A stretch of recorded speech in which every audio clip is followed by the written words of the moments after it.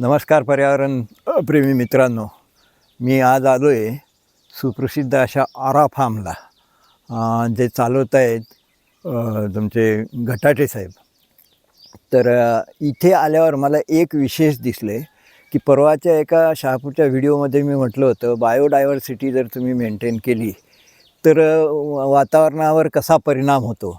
आत्ता सगळीकडे एक चाललं आहे की हवेतला ओलावा संपला, आर्द्रता संपली. परंतु इथे तुम्ही बघाल की केवढी आर्द्रता आहे इथे. वास्तविक आता इथे पार इथं पाण्याचे थेंब याच्यावर पडलेले दिसत आहेत, किंवा इथेही तुम्हाला दिसेल, हे इथेही दिसेल बघा. हे इथे हे याच्यावर बघा. आणि सगळ्या याच्यावर सध्या पाण्याचे थेंबाचे आता याच्यात रेकॉर्ड होणार नाहीत, पण सगळीकडे पाण्याचे थेंब पडतानाचे आवाज आहेत. जनरली कोकणात आधी असं व्हायचं, पण नागपूरसारख्या ठिकाणी, हा फार्म नागपूरजवळ आहे, नागपूरच्या जवळपास 35 किलोमीटर अलीकडे अमरीशजी घटाटे यांचा हा फार्म आहे. ते इथं पर्यावरण संरक्षणाचं आणि वनस्पती संग्रहाचं, बऱ्याचशा वनस्पती नामशेष होण्याच्या मार्गावर आहेत.